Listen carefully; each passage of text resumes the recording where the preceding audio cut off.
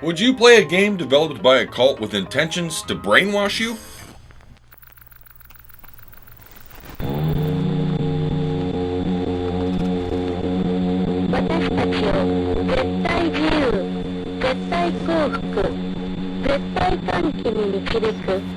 I'll be honest, if I knew it had intentions to brainwash me beforehand, I'd probably be more interested in playing it. Welcome. Today we're talking about a special little group over in Japan. Yes, there is a game, but I think it's kind of important to explain what the group did beforehand and what kind of led to the game. Some really questionable and wild shit happened with this group. At the beginning, a meditation group was founded by a man named Chuzuo Matsumoto. His name was then changed to Shoko Asahara, and that's what I'll refer to him as. Shoko was a man born into a poor family, and he had lost his vision pretty early due to infantile glaucoma.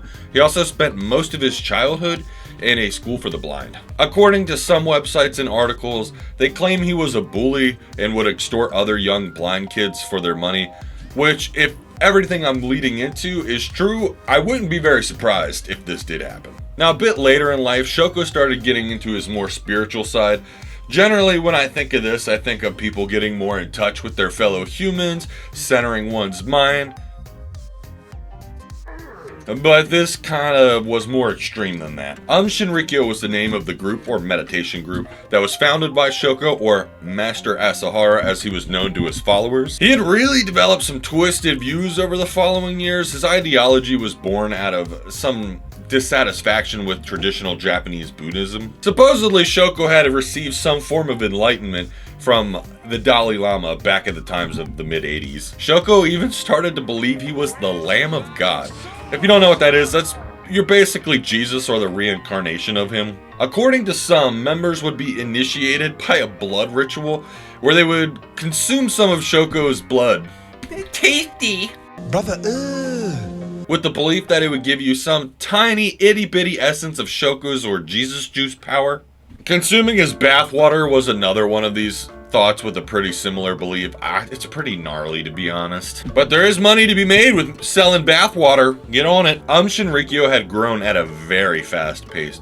Originally established around 1986, in just a few short years, it grew to over 50,000 members. A few years had passed, and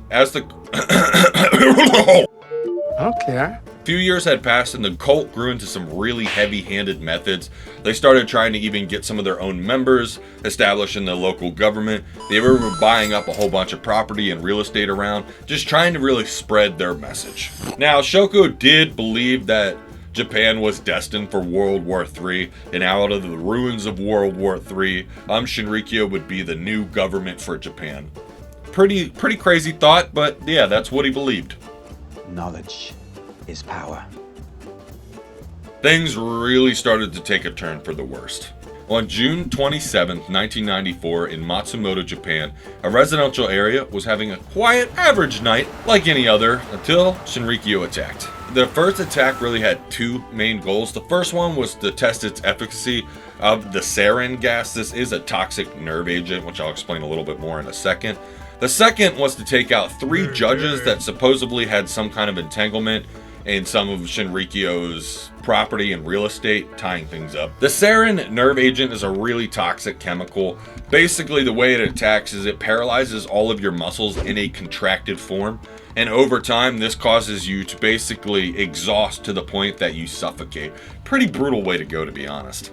The method of the chemical attack, as brutal as it was, also had its own kind of genius to it. They had used a renovated refrigerator truck that they had outfitted to take the liquid sarin and turn it into a gaseous form and basically spread it in a circumference around the refrigerator truck. The gas in total had killed about 8 people and injured more than 500. According to some articles, even local wildlife like birds, dogs, even fishes in nearby local water were even affected by this gas. It was now sometime of March in 1995. The police knew Shoko and they knew of the cult. They were planning to raid his compound and capture Shoko, but somehow during the planning of this raid, the information was leaked and the cult discovered the plans. The police had set a date for March 22nd, of 95. Shoko, most likely worried about the police coming for him, orchestrated a horrendous attack in an attempt to distract the police and to take attention away from him. On March 20th, Shinrikyo had commenced a second, even worse attack. The cult implemented an attack on Tokyo's subway system. It took place at 5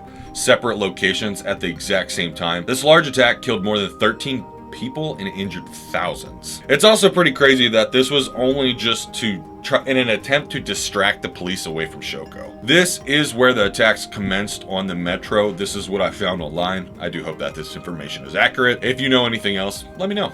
A couple days later, the police still commenced the raid. Shoko and multiple of his top associates were arrested for multiple accounts, one of the biggest ones being terrorism, bringing an end to the terrorist cult Shinrikyo. But was it really the end? During the rise of Shinrikyo, a game came out in 1995. The game was called The Story of Kamakashiki Village. The game was released on the good old floppy disk, for those of you that remember that.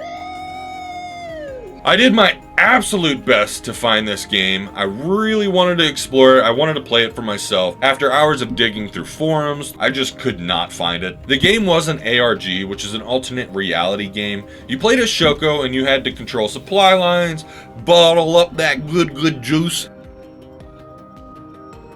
That's bloody nice. That is really...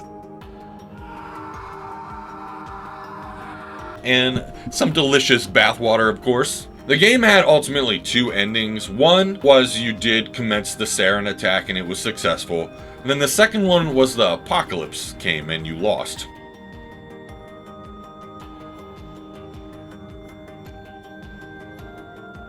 Some believe that this game was meant to be a form of brainwashing. Another story, and the one that I believe, was that the game was meant more of a public notice about Shinrikyo and using a satirical setting to just help communicate it to the people. The game was developed by 2 young gentlemen that wanted to help shine a light on this cult and bring it more to the public. The publisher of the game was Soft, but the developer was a company called Happysoft Ltd, if you've heard of them. They also created the game called Hong Kong 97, which I believe was reported to be one of the worst games ever. I don't know which is the real answer, but the game, even obviously being satirical and what is portrayed in it, I think the story of the 2 people developing the game as kind of like, hey, look, this is a problem, it's more believable to me. Shinrikyo still survived. Shoko and all of his top executives were sentenced to prison, many forms of appeals, and whatever else you could do in an attempt to get them out, but none of them worked. On July 6th of 2018, Shoko and his top executives were sentenced to execution, bringing an end and a final close to Shinrikyo.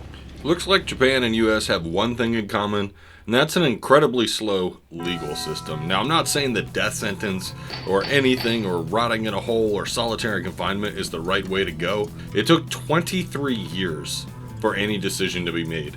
Now, granted, it's been 29 in total now. Some more recent developments is that one of Shoko's daughters or children has been seeking to receive his remains back to receive a more proper burial, to my understanding. Overall, more than 100 associates and followers of the cult were also imprisoned around 95, none of which were actually sentenced to death besides just some of those top executives. I don't know if they got life, and they could be walking around today for all I know. Shinrikyo finally dissolved with its radical and extremist members finally gone. It kind of dissolved down into 2 different ideologies. One being known as Aleph, and another being known as Hikari no Wa, or the Circle of Rainbow Light. As far as I know, these 2 groups have nothing to do with the former. That's about everything I know. I found this really interesting and enjoyed putting this together for you. My last video actually led me to Shinrikyo. If you guys want to check out abandoned and awesome amusement parks, I think you guys might find it interesting if you like the spooky horror stuff. Anyways, don't forget to check out the other videos. I hope you guys have a great day, and I'll see you soon. Bye!